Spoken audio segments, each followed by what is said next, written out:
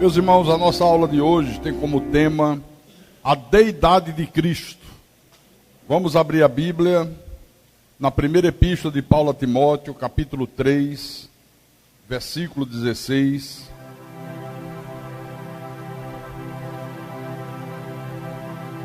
Primeira de Timóteo, capítulo 3, versículo 16. Todos os amados já acharam?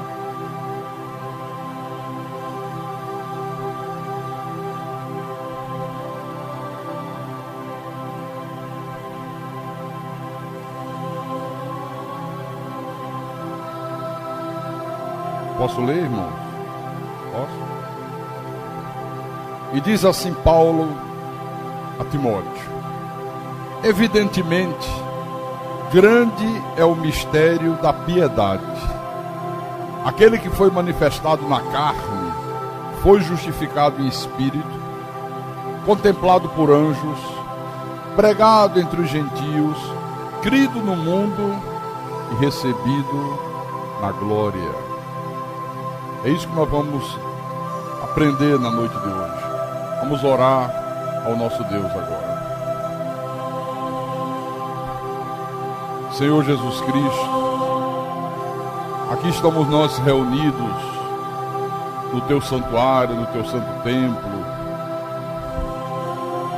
porque temos compromisso com o Senhor e nada nessa terra pode interferir no nosso relacionamento contigo, porque o Senhor é mais importante do que as coisas mais importantes, do que as pessoas mais importantes para nossas vidas. O Senhor é o Deus soberano, todo-poderoso, o Deus que está no controle de todas as coisas, quer sejam elas boas, quer sejam elas más, quer sejam elas alegres, quer sejam elas tristes. E a Tua palavra diz que no fim tudo coopera para o bem daqueles que Te amam. E essa é a nossa fé. Nós cremos assim. E queremos nessa noite crescer um pouco mais no conhecimento da Tua verdade, da Tua palavra. E só podemos crescer no conhecimento da Tua verdade quando o Espírito Santo ilumina os nossos olhos, quando Ele abre a nossa mente, quando Ele nos dá o entendimento perfeito e correto da verdade sagrada. Então faça isso conosco nessa noite. Usa-me como Teu pastor, como Teu servo. Dá-me capacidade, meu Deus, força, ânimo, sabedoria, para que eu possa explanar a Tua palavra com verdade, para que o Teu nome seja glorificado, para que a Tua igreja seja edificada em Deus. Eu te peço em nome de Jesus, eu te peço em nome do Senhor, e que todo o povo de Deus que crê, diga amém, amém e amém. Diga graças a Deus. Meus irmãos amados, minhas irmãs em Cristo, a aula dessa noite aborda um tema que gera muita controvérsia, muita discussão no cenário religioso evangélico: a deidade de Cristo. Você vê que o pensamento da apostila diz assim: o propósito deste estudo é evidenciar a deidade de Cristo, para entendermos que aquele que veio a este mundo como Filho de Deus era o próprio Deus. Esse é o mistério da piedade. Deus um dia se fez carne. O que é que normalmente se ensina? Que tem um Deus que está sentado no trono. Aí um dia Deus pegou o filho, que estava no lado direito: filho, vai lá na terra e faz a tua obra. Aí o filho desceu de alguma forma, fez a obra, os homens o mataram, arrebentaram com o filho, o filho subiu todo arrebentado, todo ensanguentado, coroa de espinho na cabeça, está sentado do lado direito, aí o Deus agora é você, Espírito Santo, desce você. Esse é o ensinamento que se dá. Mas a pergunta é, esse é o ensinamento da Bíblia? A Bíblia diz que há uma trindade de 3 pessoas distintas, uma aqui, outra aqui, outra aqui, mas iguais em poder, em substância, né? Em conhecimento. Não, a Bíblia não fala isso. Até o século III da cristandade, nunca se falou numa trindade. Você não encontra na Bíblia essa palavra trindade. Você não vê os apóstolos ensinando sobre trindade. Se você usar só o Velho Testamento, aí é que fica absolutamente impossível se imaginar a existência de uma trindade. Porque os judeus, eles eram absolutamente monoteístas. Eles criam num único Deus. No único deles, eram monoteístas. As nações pagãs é que eram politeístas. Elas criam em vários deuses, né? Mas o judaísmo não. Ora, no 3º século da cristandade, os bispos católicos se reuniram no concílio de Nicéia e resolveram criar uma doutrina para explicar para a igreja por que a Bíblia fala de um pai, por que a Bíblia fala de um filho e por que a Bíblia fala de um Espírito Santo. Porque eles viam, a Bíblia se referia a esses 3 títulos e disseram, temos que explicar isso aí. E aí nasceu a doutrina da Santíssima Trindade, que é o que vigora hoje, não só no catolicismo, como também no mundo espiritual evangélico. Ora, como é que a gente entende isso à luz da Bíblia? Jesus era Deus ou Jesus era a segunda pessoa de uma trindade? Deus ou uma segunda pessoa? Quem é o pai de Jesus? Se a trindade existe, a primeira pessoa da trindade ele diz que é o pai. A segunda é o filho. Então, Deus é o pai do filho. Mas a Bíblia diz que quem gerou o filho foi o Espírito Santo. Então é a terceira pessoa que é o pai? Ou tem 2 pais? Começa a confusão por aí. É porque não se tem discernimento. Olha, irmãos, o que a Bíblia chama de filho, eu vou mostrar para você agora o que é. Abra em Lucas, Lucas capítulo 1.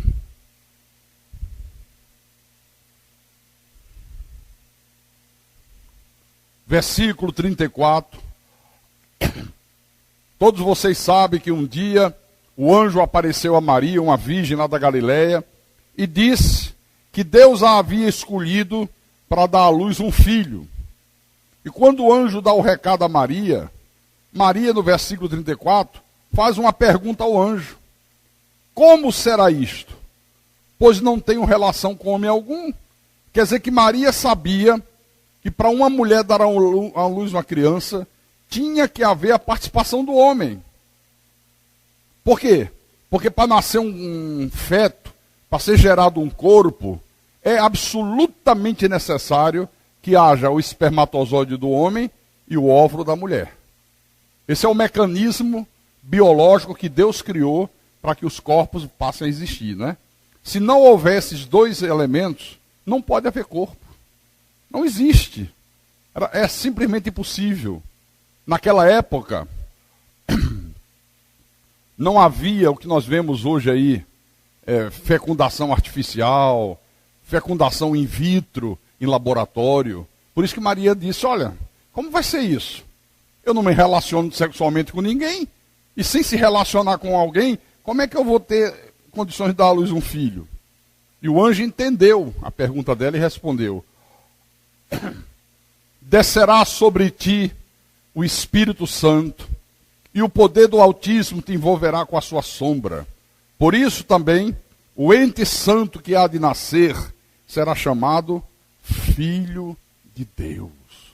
O ente santo, esse corpo de carne que foi gerado no teu ventre, que vai nascer será chamado Filho de Deus. Por que o anjo chamou de ente santo? Por que ele disse esse ente santo? Por que era um ente santo? Porque ele não tinha a semente do pecado como nós temos.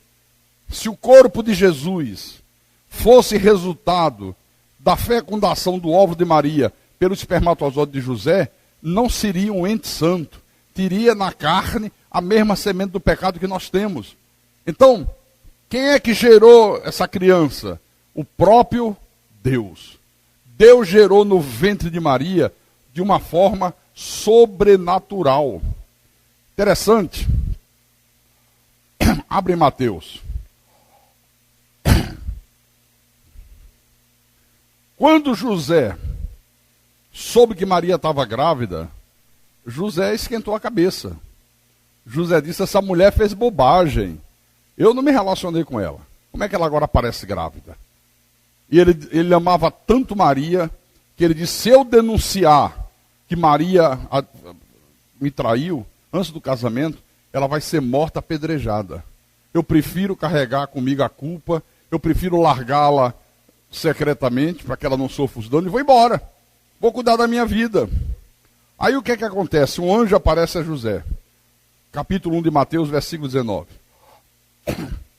Mas José, seu esposo, sendo justo e não a querendo infamar, resolveu deixá-la secretamente. Enquanto ponderava nestas coisas, eis que lhe apareceu em sonho um anjo do Senhor, dizendo, José, filho de Davi, não tema receber Maria, tua mulher, porque o que nela foi gerado é do Espírito Santo. Olha, preste atenção nas palavras. José, o que nela foi gerado é do Espírito Santo. Eu pergunto para vocês, Deus pode ser gerado? Não, Deus é eterno. Então essa palavra eterno e gerado, elas se contrapõem. Ou Deus é eterno ou Deus é gerado. Deus não pode ser gerado. O que foi gerado foi um ente santo, um corpo de carne, sem a semente do pecado, para que o próprio Deus habitasse. Amém? Paulo disse, este é o grande mistério da piedade. Aquele que foi manifestado na carne, Deus se manifestou ao mundo numa forma humana, num corpo de carne. Amém? Vamos ponto a ponto da aula para a gente entender melhor. Ponto 1. A Bíblia estabelece claramente que há um só Deus. Um só Deus. Abra em Deuteronômio, por favor. Deuteronômio, capítulo 4. Versículo 39. Olha só. Deus falando lá no Velho Pacto, através de Moisés. Por isso hoje saberás e refletirás no teu coração que só o Senhor é Deus, em cima no céu e embaixo na terra. Nenhum outro há. Nenhum outro há. Só o Senhor é Deus, em cima no céu e embaixo na terra. Nenhum outro há. Não há um Filho que é Deus também. Não há um Espírito Santo que é Deus também.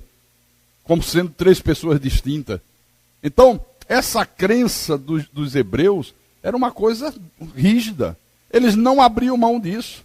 Porque eles sabiam que se fugisse disso aqui, virava politeísmo. A crença em vários deuses. No capítulo 6, adiante um pouquinho à frente. Capítulo 6, versículo 4 em diante. Ouve, Israel, o Senhor nosso Deus é três. Hã? Não? Ouve, Israel, o Senhor nosso Deus é o único Senhor. Então não pode haver dois senhores. Só pode haver um. E esse Senhor único é o Senhor nosso Deus. Amarás, pois, o Senhor teu Deus de todo o teu coração, de toda a tua alma, de toda a tua força. Estas palavras que hoje te ordeno estarão no teu coração. E sempre estiveram no coração do povo hebreu. Não havia a mínima possibilidade de alguém, na velha aliança, empurrado no coração dos judeus a crença numa trindade celestial. Era absolutamente impossível. Mas no capítulo 32 de Deuteronômio, capítulo 32, versículo 39,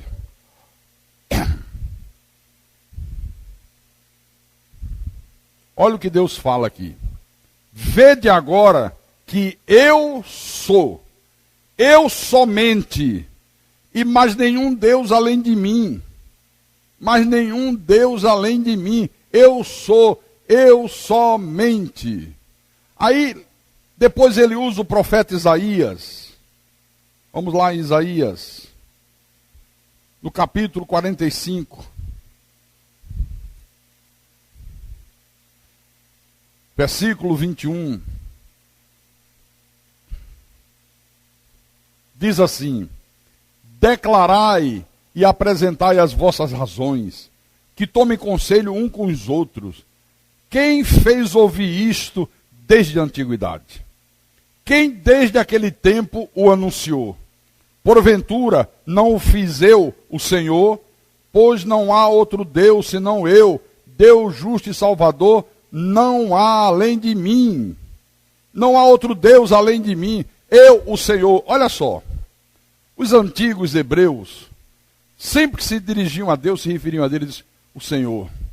Os profetas vinham, traziam uma mensagem de Deus, eis que o Senhor vos diz, assim diz o Senhor. Aí você vê hoje, na maioria das igrejas se coloca assim, Jesus Cristo é o Senhor.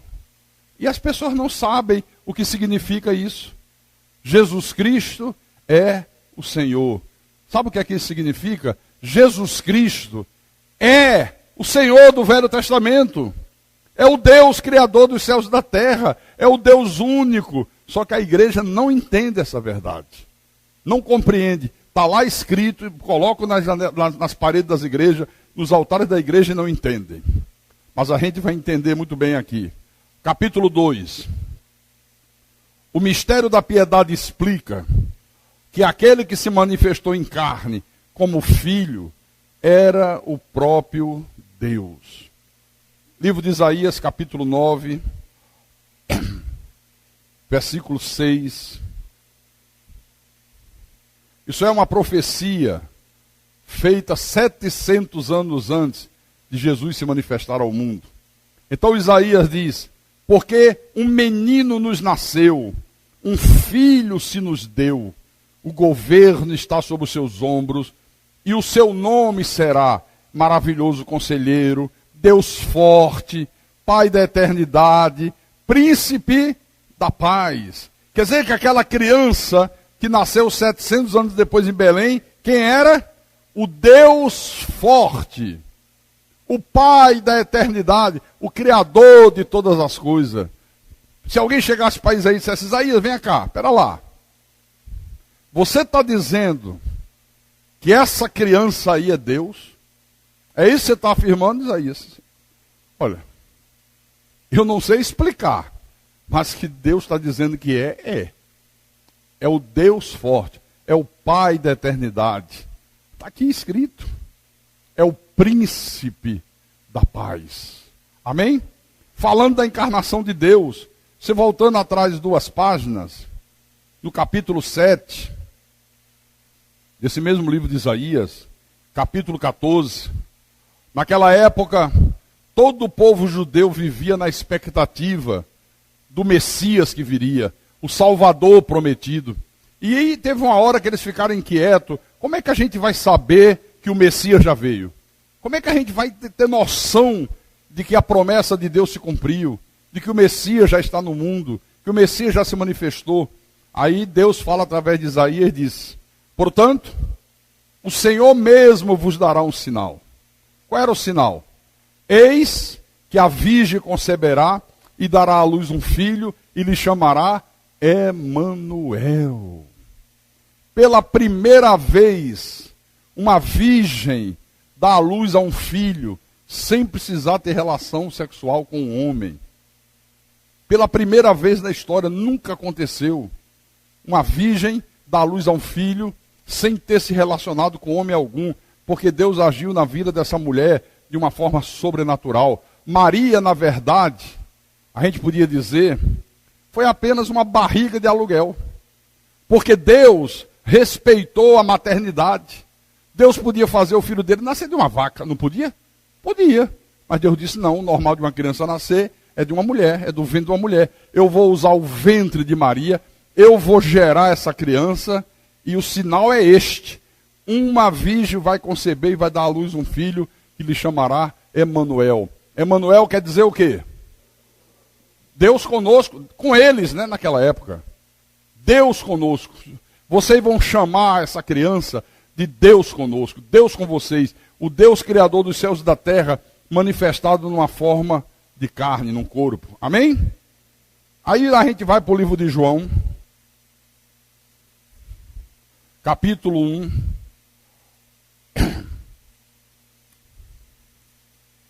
João capítulo 1.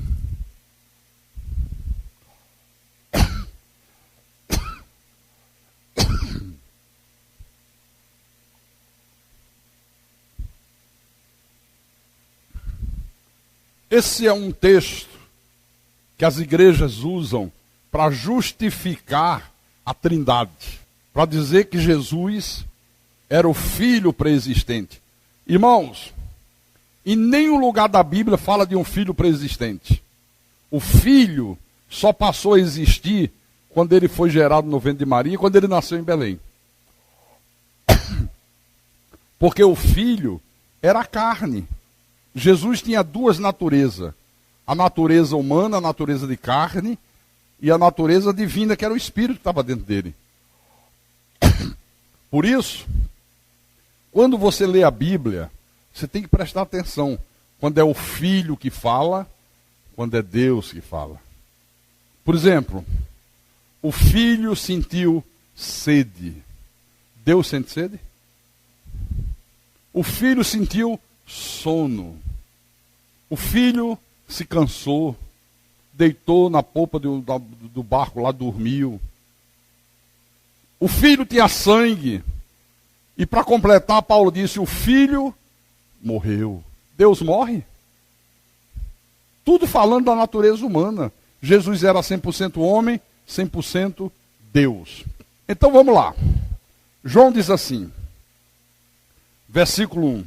No princípio era o Verbo, e o Verbo estava com Deus, e o Verbo era Deus. Olha só. Aí eles dizem assim: no princípio Jesus estava com Deus. Não é o que está escrito aqui? Jesus estava, no princípio era Jesus, Jesus estava com Deus, Jesus era Deus. Não, aqui não está falando disso. Aqui está falando do verbo. O que é o verbo? A palavra. Ele está se referindo aqui princípio. Gênesis capítulo 1, a criação do mundo. No princípio estava lá Deus, haja luz, haja separação entre águas e águas, forme-se a porção seca da terra, faça isso, faça aquilo outro. No princípio era o verbo, a palavra. A palavra estava com quem? Com o diabo ou com Deus? Com Deus. Aquela palavra de poder, aquela palavra criadora estava com Deus. A palavra era Deus. A palavra era Deus. Ele quem? Jesus ou o verbo? O verbo. Ele, o verbo, ela, a palavra, estava no princípio com Deus. Todas as coisas foram feitas por intermédio dele, do verbo, da palavra. Tudo foi feito pela palavra. E sem ele, sem o verbo, nada do que foi feito se fez. Então o verbo quem era? Deus. Olha o que ele diz no versículo 14. E o verbo se fez carne e habitou entre nós, entre eles naquele tempo, cheio de graça e de verdade, e vimos a sua glória, glória como do unigênito do Pai.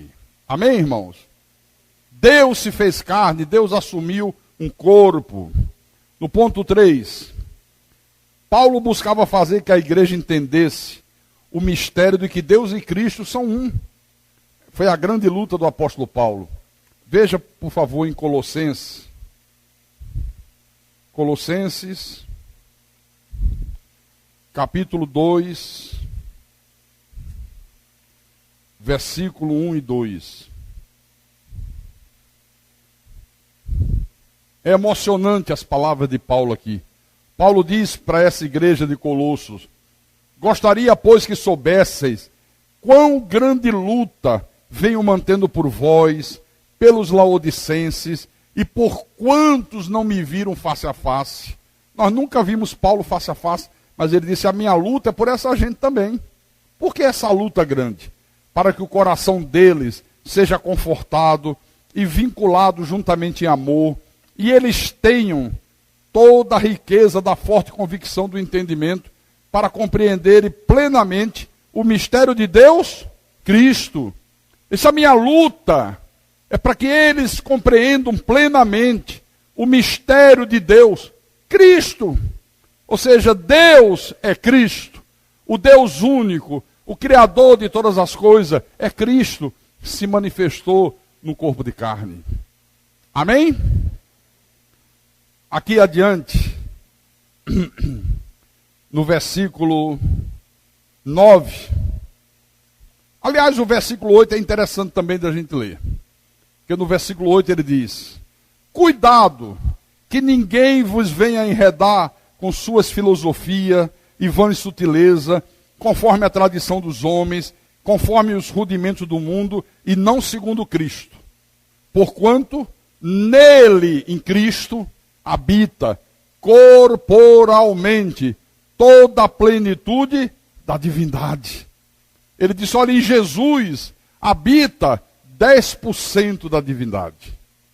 É isso? Não, 10% não. 50%. 70%. 90%. 99%. Ih, mas vocês querem tudo.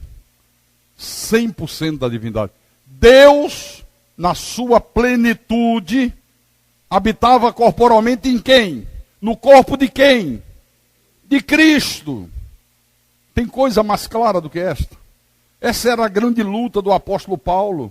Uma luta terrível para fazer a igreja compreender. Quando ele escreve a segunda epístola aos Coríntios,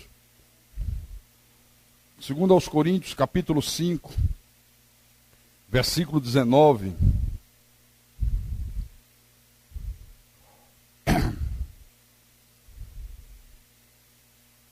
Encontraram?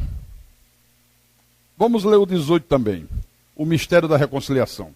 Ora, tudo provém de Deus, que nos reconciliou consigo mesmo por meio de Cristo, e nos deu o ministério da reconciliação, a saber, que Deus estava em Cristo, reconciliando consigo o mundo, não imputando os homens as suas transgressões, e nos confiou a palavra da reconciliação. Quer dizer, nós temos que saber que Deus, o Deus único, estava em quem?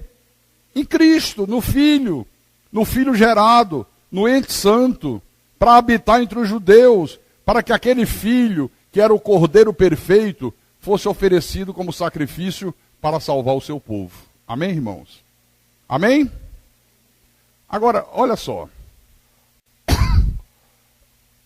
A pessoa diz assim: pastor, e quando Jesus orava assim: Pai, se possível, passa de mim esse cálice. Não era um filho aqui e um pai lá? Não. A natureza humana falando com a natureza divina, espiritual. Você tem que entender isso aqui. Porque os judeus fizeram uma confusão terrível.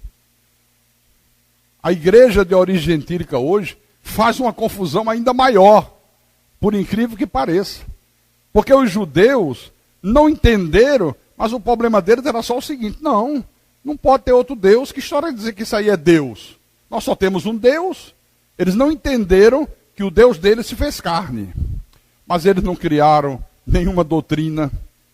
Eles não procuraram inventar uma história. Já que é Deus também, então é uma trindade. Vamos formar uma trindade, como os bispos católicos fizeram.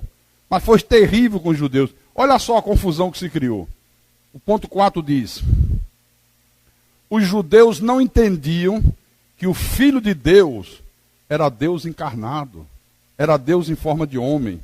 Abra no livro de João, capítulo 6. Jesus falava coisas que deixavam eles completamente enlouquecidos. João capítulo 6, versículo 62. Jesus disse assim: que será, pois, se virdes o Filho do Homem subir para o lugar onde primeiro estava? Como é que é a história, rapaz? Você está dizendo que você é Deus? Sim. O que será se vocês virem? Por coisas poucas que eu faço, por poucos ensinamentos que eu dou, vocês ficam enlouquecidos. O que será se vocês virem o Filho do Homem subir para o lugar onde primeiro estava? Uai, mas não está provando aí que o Filho estava lá em cima? Não. Para o lugar onde primeiro estava, na sua manifestação de Pai. O Deus que é Espírito sempre esteve sentado no trono. Esse Deus desceu, se fez carne e habitou entre os judeus. Amém? Será que se vocês virem que eu sou o Deus de vocês? Será que se vocês virem eu, o Filho do Homem, esse corpo de carne aqui, vocês veem, e que vocês se assustam, e que vocês não entendem o mistério, que será então se vocês virem eu subir para o lugar onde eu sempre estava? Como o Deus de vocês. Aí vocês vão crer. Ou então vocês vão pirar de vez. Era isso que Jesus estava falando aqui com eles. No capítulo 8 de João, versículo 56, os judeus se gabavam muito de serem filhos de Abraão. Aí Jesus disse assim: olha só, Abraão, vosso pai, alegrou-se por ver o meu dia, viu e regozijou-se. Aí perguntaram os judeus: espera lá, ainda não tem 50 anos e viste Abraão? Você está dizendo que você viu Abraão? Você não tem nem 50 anos. Quem estava com a razão? Jesus ou os judeus? Os dois. Porque Jesus, na sua natureza humana, não tinha 50 anos. Tinha 30 anos. Eles estavam certos dizendo: você não tem 50 anos ainda? É verdade, ele tinha 30. Mas Jesus disse assim: em verdade, eu vos digo, antes que Abraão existisse, eu sou. Aleluia. Eu sou o Deus. Eu sou o Criador. Eu sou o Todo-Poderoso. Lembra quando Deus mandou Moisés para o Egito? Senhor, e quando o povo de Israel perguntar quem te mandou, o que é que eu digo? Você diz: o eu sou me mandou. Aí Jesus disse: olha, antes que Abraão existisse, eu sou. Na carne, Jesus não tinha 50 anos, mas no espírito, ele era desde a eternidade, porque ele é o Deus eterno, o Criador de todas as coisas. Aleluia, glória a Deus. Amém?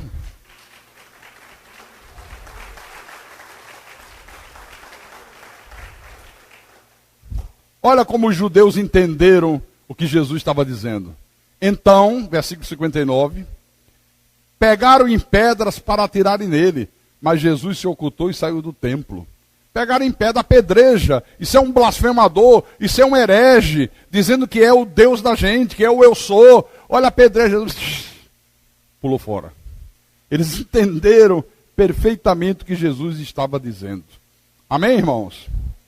No capítulo 10 desse mesmo livro de João, o livro de João é muito rico nessa história aí da deidade de Cristo. João capítulo 10, versículo... Vamos ler do 28, o 28 em diante. Jesus estava falando sobre as suas ovelhas, aí ele diz: eu lhes dou a vida eterna, jamais perecerão, e ninguém as arrebatará da minha mão. Olha que coisa interessante. Quem estava falando aqui? Quem estava falando? O Filho, a natureza de carne, né? Estão nas minhas mãos, das minhas mãos ninguém as arrebatará. Aí no versículo 29 ele repete: aquilo que meu Pai me deu é maior do que tudo, e da mão do Pai ninguém pode arrebatar. Pera lá, nós estamos na mão do Filho ou na mão do Pai? Hã? Do Pai ou do Filho? Leia o versículo 30. Jesus viu a perturbação do pessoal. Todo mundo, que história é essa? Está dizendo que as ovelhas estão na mão dele, da mão dele ninguém arrebata, agora está dizendo que da mão do pai ninguém pode arrebatar, finalmente é na mão do filho, na mão do pai. Aí Jesus disse, eu e o pai somos dois. Não? Eu e o pai somos o quê? Somos um. Somos a mesma pessoa. Eu sou o pai em forma de carne. Novamente pegaram os judeus em pedras para lhe atirar. Aí Jesus perguntou a ele, vem cá, eu tenho mostrado muitas obras boas da parte do Pai, por qual delas vocês me apedrejam? Aí ele respondeu, não é por obra boa que te apedrejamos, por causa da blasfêmia, pois sendo tu homem, te fazes Deus a ti mesmo. Eles só enxergavam a natureza de carne, eles só enxergavam o corpo. É a mesma confusão que a religião faz hoje em relação à predestinação. Como é que Deus vai criar a pessoa para ir para o inferno? Porque só enxerga a carne. Não sabe que o que vale é o que está dentro da carne. A carne é apenas um vaso, um corpo. Vaso de honra, vaso de desonra. Um vaso de honra é um espírito de um filho de Deus, criado à sua imagem e semelhança. Vaso de desonra é um espírito daqueles anjos decaídos. Mas não é difícil o povo entender? É ou não é? Não faz uma confusão danada. A mesma coisa aqui, ó. Ele só enxergava a natureza humana. Como é que é, rapaz? Isso é uma blasfêmia. Você é um homem de carne, querendo dizer que é Deus, querendo dizer que é o nosso Deus. Apedreja, toda vez queriam apedrejar Jesus. Mas teve um momento, que foi com os discípulos, que criou mais confusão ainda. Capítulo 14 de João.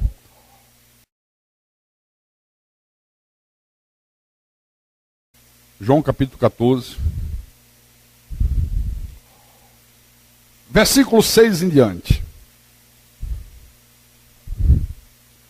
Sem olhar para a Bíblia, sem ler na Bíblia, olhe para mim. Olhe para mim. Os irmãos da Cristo é Vida não vão falar. Eu quero os irmãos que não são daqui que diga de cor esse versículo. Eu vou ajudar. Jesus disse: eu sou. Bora, gente.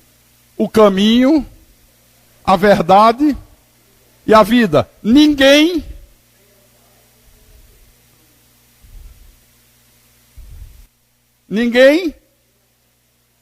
um disse vem, outro disse vai.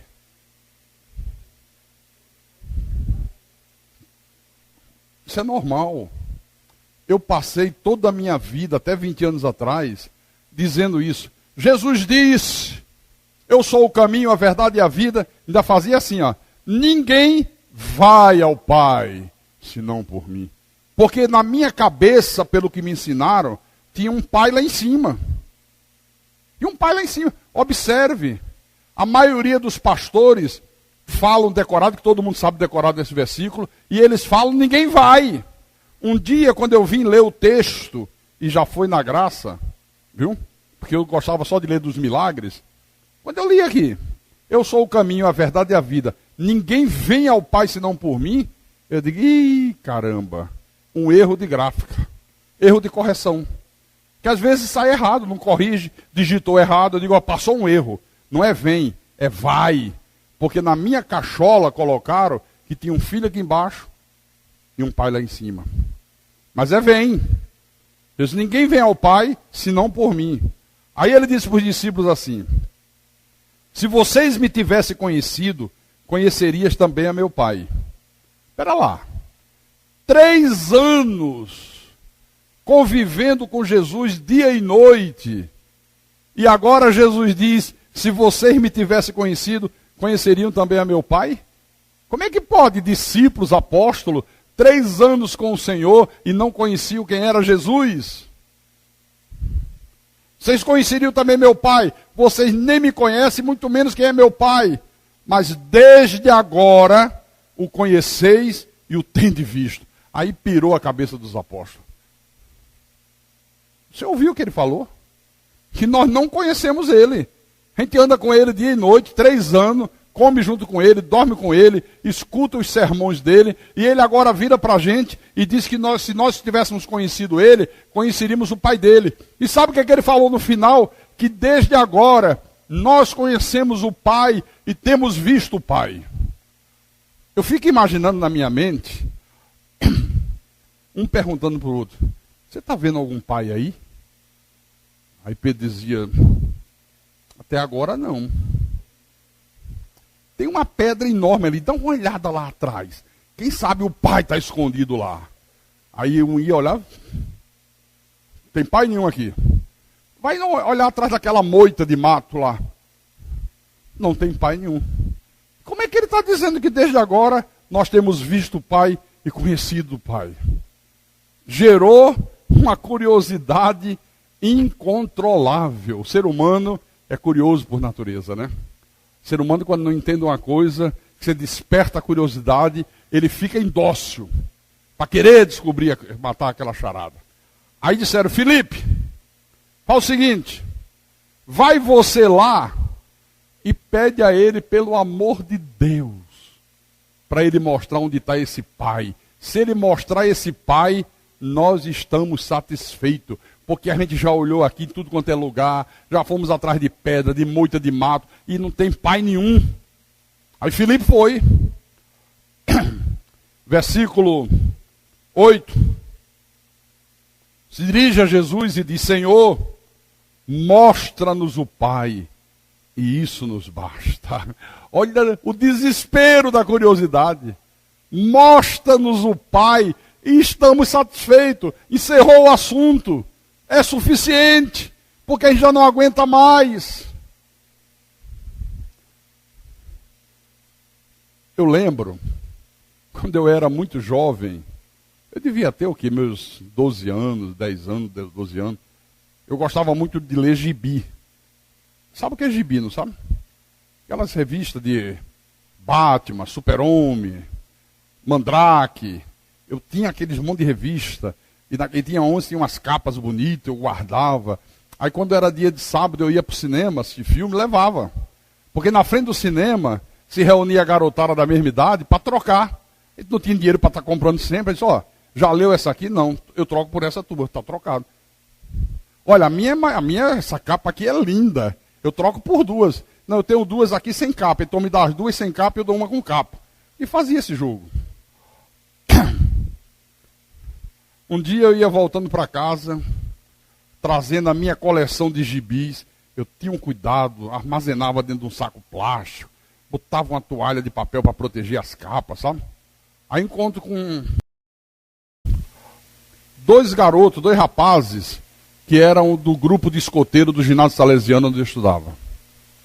Aí, um era o chefe do grupo, e o outro era também escoteiro. Aí paramos, conversamos. Aí eles disseram assim, Carlos, eu tenho um poder de adivinhar as coisas. Eu digo, como assim? Você quer ver que eu adivinho? Quero. Aí ele pegou 3 palitos de fósforo, colocou um, outro e outro, um em cima do outro assim. Ele disse, você vai fazer o seguinte, você vai tocar num deles, sem eu ver. Eu vou virar de costa. Ou toca no primeiro, ou toca no do meio, ou toca no de baixo. E eu adivinho. Aí eu, tá bom. Aí eu tocava no de baixo, ele virava, fazia uma onda, sabe? Peraí que está meio difícil, deixa eu me concentrar mais. Ah, agora já vi. Você tocou no de baixo. Como é que ele sabe? Não, vai bem para longe, vai lá para a entrada da igreja. Eu tocava no do meio. Aí ele vinha, fazia aquela onda no do meio. E fez isso várias vezes. Eu fiquei louco. Eu digo, pelo amor de Deus, me ensina esse poder. Passa para mim esse poder que eu vou fazer show com isso aí. Não dá para ensinar não, de jeito nenhum. Não é assim. E sabe o que eles fizeram? Olha, a gente passa para você esse poder se você der todas as tuas revistas. E eu dei. Mas na hora, eu estava em tempo de morrer de curiosidade, meu irmão. Dei. Aí depois que eu dei, coisa simples, né? Ele sabe o que é? Eu vou para lá, você toca. Mas meu amigo não está aí vendo? Quando você... Quando você toca no de cima, ele dá uma coçadinha na cabeça. Aí eu digo de cima. Quando é no meio, ele coça a barriga. Quando é no de baixo, ele dá um jeito de ajeitar o sapato. Já deu o sinal. Ele, puxa vida. Que coisa assim, perde todas as revistas. Mas olha, é simples depois que ensina. Enquanto não ensina, meu irmão, deixa você com a cabeça em parafuso. Você fica enlouquecido querendo saber como é que o cara adivinha. É a mesma coisa aqui. É simples depois que Deus revela. Mas até Deus revelar, dá nó na cabeça de muita gente. Então Filipe pergunta, né? Mostra-nos o Pai, isso nos basta.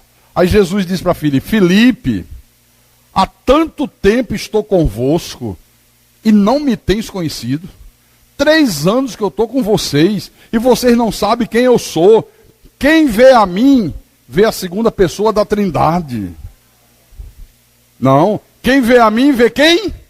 O Pai. E como é que vocês perguntam? Mostra-nos o Pai. Vocês querem que eu mostre um Pai aonde? Vocês acham que tem um Pai lá no céu, um Filho aqui na terra? Eu sou o Pai.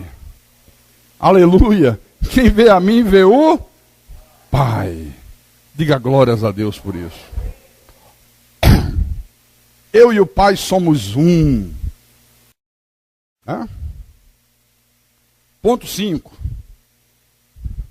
Deus se manifestou como Pai na criação, como Filho na redenção e como Espírito Santo nesses últimos dias. Deixa eu explicar uma coisa aqui. Não está na apostila. As pessoas dizem, espera lá, pastor. Mas Jesus não deu uma ordem para batizar, na época da velha aliança ainda, quando ainda estava em vigor o batismo de água, em nome do Pai, do Filho e do Espírito Santo? Deu. Agora, leia o livro de Atos dos Apóstolos, e todas as vezes que os apóstolos batizaram alguém, eles batizaram em nome de Jesus. Nenhuma vez você vê eles batizando em nome do Pai, do Filho e do Espírito Santo. Por quê, hein? Eles não entenderam? Ou o que é que houve? Olha, batizando-os em nome do Pai, do Filho e do Espírito Santo. Aí os caras vão lá e eu te batizo em nome de Jesus. Ué, não entenderam a ordem? Entenderam, sim. Compreenderam. Pastor, mas aí não mostra as 3 pessoas? Não. Olha só. Pai, Filho e Espírito Santo. São nomes ou são títulos? São nomes ou são títulos? Títulos, não são nomes. Títulos dados às 3 manifestações de Deus. Ele se manifestou como Pai na criação. Ele se faz carne, é a sua manifestação de Filho. Ele ressuscita, aí se manifesta agora não mais no corpo de carne, mas como Espírito Santo para estar para sempre conosco. Amém? Nome dado às 3 manifestações de Deus. Qual é o verdadeiro nome de Deus? Jesus. Você já imaginou os pastores que fazem batismo de água hoje? Pessoa, como eu fiz muitos anos, né? Hoje não mais. Porque hoje a gente sabe que batismo das águas era da lei. Na nova aliança, há um só batismo, que é o com o Espírito Santo. Mas naquele tempo, a pessoa entrava no batistério, botava as mãozinhas assim, aí eu pegava nas 2 mãos, segurava aqui, olha, eu te batizo em nome do Pai, do Filho e do Espírito Santo. É porque ninguém nunca fez. Mas se alguém disser, espera lá, qual é o nome do Pai? Qual é o nome desse Pai que você está me batizando? E aí, como é que eu ia sair dessa? Espera aí, qual é o nome do Filho? Qual é o nome do Espírito Santo? O nome do Pai, do Filho e do Espírito Santo, como é o mesmo Deus, é Jesus Cristo. Jesus Cristo. Olha só.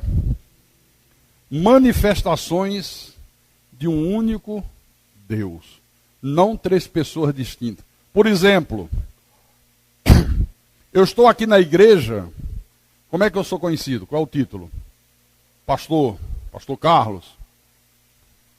Aí eu vou visitar minha mãe. Quando eu chego na casa da minha mãe, os vizinhos que já me conhecem dizem assim: chegou o filho da dona Creuza. Vou buscar o meu neto do colégio. Chegou o avô do Carlinhos, do Guilherme, do João Gabriel. Olha só, eu sou pastor, filho da dona Creuza, avô, escritor, professor de seminário. Já pensou se alguém chegar para uma pessoa que não conhece: olha, vou trazer para almoçar com a gente um professor maravilhoso de seminário, vai vir almoçar na tua casa o pastor Carlos, e para você ficar mais feliz ainda, o filho da dona Creuza. Aí a pessoa: caramba, já não basta um, vai trazer 3. Aí chega no dia lá, a mesa com as cadeiras, né? Aí ele chega: está aqui o pastor. E cadê o professor? Você não falou que ia trazer um professor? Falei. E cadê o filho da dona Creuza? É ele. Ele é o pastor, ele é o professor, ele é o filho da dona Creuza. Mas meu nome qual é? Carlos Magno de Miranda. Amém, irmãos? Isaías capítulo 44, versículo 6. Assim diz o Senhor, Rei de Israel, seu Redentor, o Senhor dos exércitos: eu sou o primeiro e eu sou o último, e além de mim não há Deus. Como é que os pastores teimam em dizer que há outro Deus? Eu sou o primeiro e o último. Além de mim, não há Deus. Ele podia dizer: além de mim, tem um filho que é Deus também. E tem um Espírito Santo também é deles. Não há Deus. Eu sou o único Deus, o único. Aí você vai lá em Apocalipse, capítulo 1, versículo 17.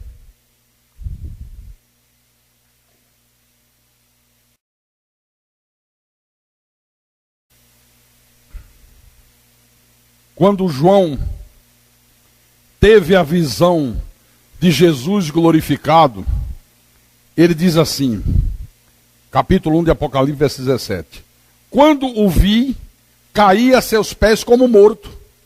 Porém, ele pôs sobre mim a mão direita, dizendo: não temas, eu sou a segunda pessoa da Trindade. Não temas, eu sou o primeiro e o último. Eu sou o Deus único. Eu sou o Criador, eu sou o Todo-Poderoso. Amém, irmãos? Pastor, e o Espírito Santo? Bom, a aula é a deidade de Cristo, mas só en passant, segundo aos Coríntios, capítulo 3, versículo 17.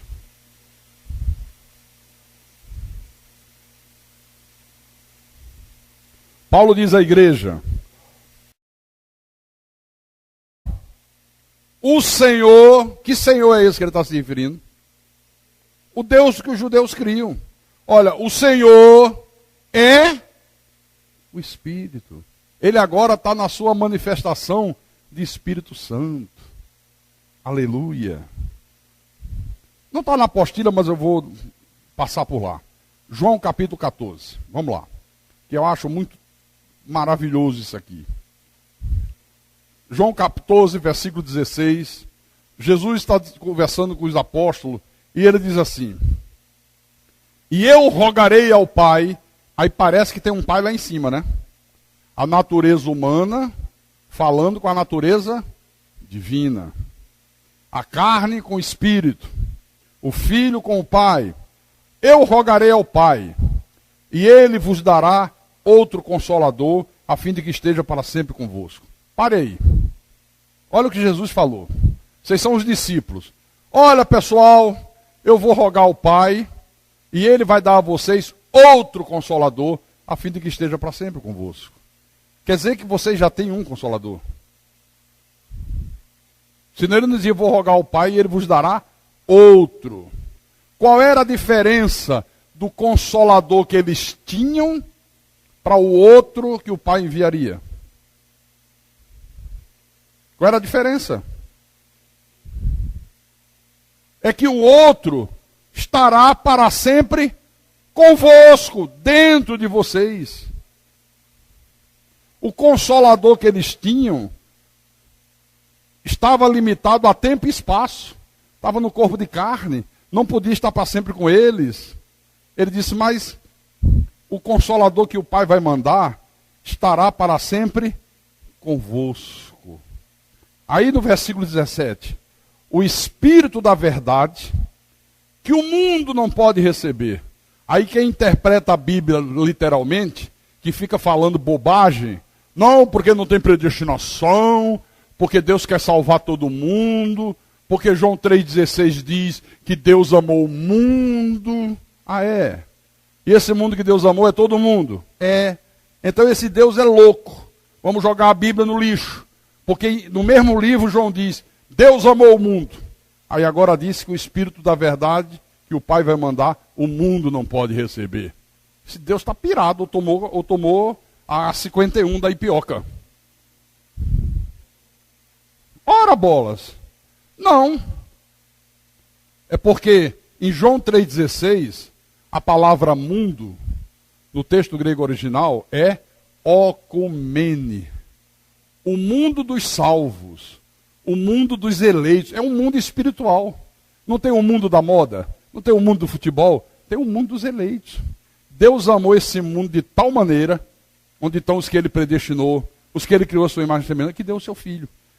E esse mundo aqui, que não pode receber o Espírito Santo, no texto original é aion, o mundo da perdição, o mundo dos filhos do diabo. Os filhos do diabo não podem receber o Espírito Santo, porque não o vê, nem o conhece. Aí olha o que ele diz para os apóstolos. Vós o conheceis. Outra vez Jesus jogou uma dinamite na mente dos homens. Vós o conheceis. Hã? Espera lá. Ele está dizendo que vai rogar ao Pai.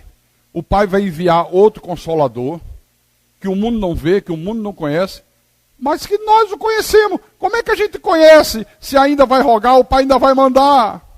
Esse homem quer deixar a gente louco. Aí Jesus disse, vocês conhecem. Por que a gente conhece?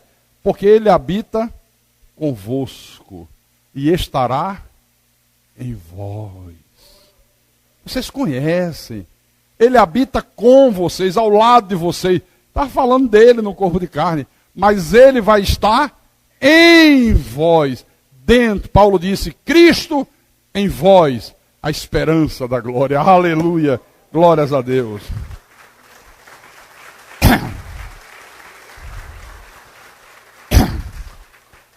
E no versículo 18 ele disse, não vos deixarei órfãos, voltarei para convosco. Se isso não é Jesus falando dele próprio, olha, eu vou vender batata na feira. Se alguém disser que não é Jesus falando dele mesmo, eu vou vender banana na feira. Deixa de pregar. Estava falando dele ressuscitado. Ele ressuscitado é o outro Consolador que viria para estar para sempre em vós. Diga graças a Deus, irmão.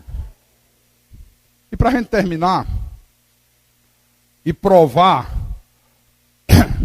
que o povo evangélico, por falta de conhecimento, tem verdadeiros delírios, creem numa ficção científica, que eles creem obstinadamente, são 3 pessoas. Né? Vamos ver quando João foi levado aos céus e viu a visão do trono de Deus. Apocalipse capítulo 4, versículo 2. Vamos ler o versículo 1 também. Depois destas coisas, olhei, e eis não somente uma porta aberta no céu, como também a primeira voz que ouvi, como de trombeta, ao falar comigo, dizendo, sobe para aqui, e te mostrarei o que deve acontecer depois destas coisas. É quando Deus chama João para o céu, e diz, eu vou te mostrar o que vai acontecer. Dá a revelação do Apocalipse para João. Aí no versículo 2 ele diz, imediatamente eu me achei em espírito, e eis no céu 3 tronos, e nos 3 tronos, 3 sentados. Hã? Não. João. Deixa de ser herege, rapaz. Não, ele diz: imediatamente eu me achei em espírito, e eis armado no céu um trono. E no trono, 3 sentados. 3, irmão. Estava um no colo do outro. Aí só via um. Mas eram 3. E no trono, alguém sentado. Amém? Essa é a verdade da Bíblia, irmãos.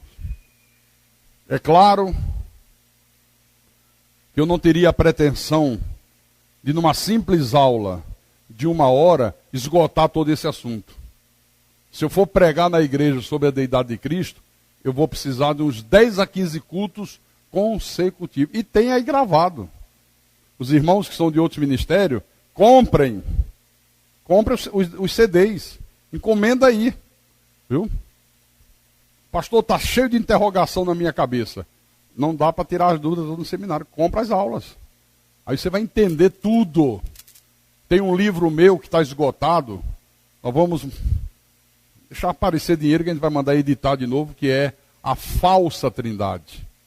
Aí é um livro completo também. Mas aqui, nessa aula, é apenas um alicerce para que daí você vá por diante e entenda todo o resto. E quem tem ouvidos para ouvir, que ouça o que o Espírito falou à igreja nessa noite, em nome de Jesus e para a glória de Deus. Aleluia.